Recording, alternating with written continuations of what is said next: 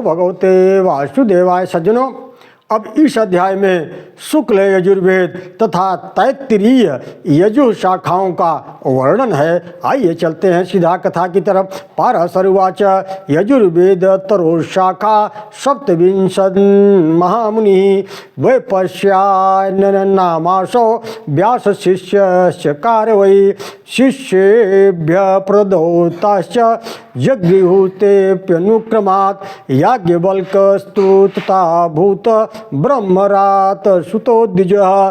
पाराशर जी बोले, हे महामुनि, व्यास जी के शिष्य वैशप्यायन ने यजुर्वेद रूपी वृक्ष की 27 शाखाओं की रचना की और उन्हें अपने शिष्य को पढ़ाया तथा शिष्यों ने भी क्रमशः ग्रहण किया। उनका एक परम धार्मिक गुरु सेवा में तत्पर रहने वाला शिष्य ब्रह्मरात का पुत्र याज्ञवल्क्य था।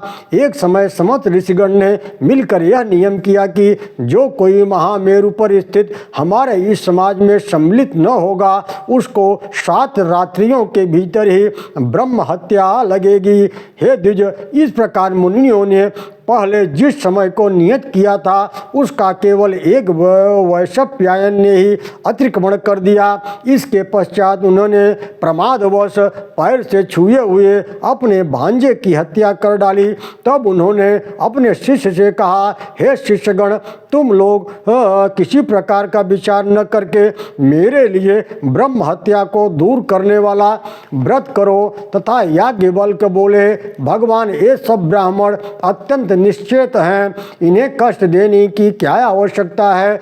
मैं अकेला ही इस व्रत का अनुष्ठान करूंगा। इससे गुरु वैशप्यायन जी ने क्रोधित होकर महामुनि याज्ञवल्क्य से कहा, अरे ब्राह्मणों का अपमान करने वाले, तूने मुझसे जो कुछ पढ़ा है वह सब त्याग दे।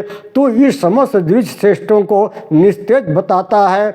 मुझे तुझ जैसे आज्ञा संभंगकारी शिष्य से कोई प्रयोजन अब नहीं है। याज्ञवल्क्य ने कहा, हे द्विज, मैंने तो भक्तिवश आपसे ऐसा कहा था, मुझे भी आपसे कोई प्रयोजन नहीं है। लीजिए, मैंने आपसे जो कुछ पढ़ा है वह मौजूद है। पाराशर जी बोले, ऐसा कह महामुनि याज्ञवल्क्य ने रुधिर से भरा हुआ मूर्तिमान यजुर्वेद वमन करके उन्हें उल्टी करके उन्हें दे दिया और स्वेच्छानुसार चले गए।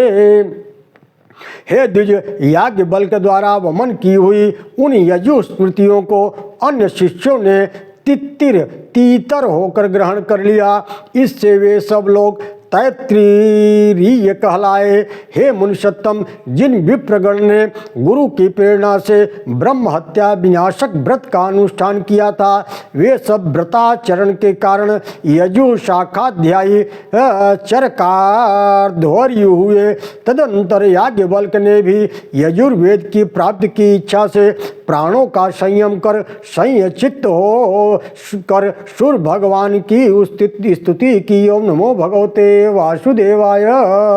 भगवते वासुदेवाय। याज्ञवल्क्य उवाच, नमस्तवित्रे द्वाराय मुक्तेरमित तेजसे ऋग्यजुषामभूताय त्रयीध्याम्ने च ते नमः।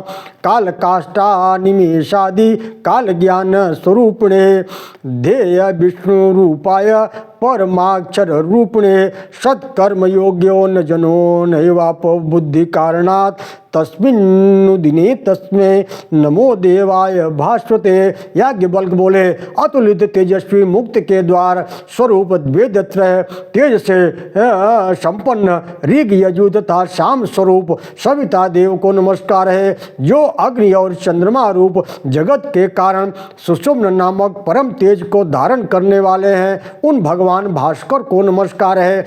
कला काष्ठा निमेष आदि काल ज्ञान के कारण ध्यान करने योग परम पुरुष ब्रह्म स्वरूप विष्णुमय श्री सूर्यदेव को नमस्कार है, जो अपनी किरणों से चंद्रमा को पोषित करते हुए देवताओं को तथा सदा रूप अमृत से पितृगण को तृप्त करते हैं।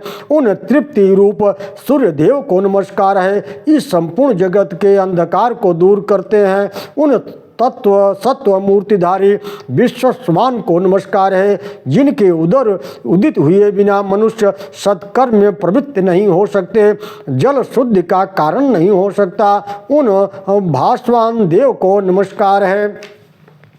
नमः सवित्रे सूर्याय भास्कराय विपश्यते आदित्यादि भूताय देवादीनां नमो नमः।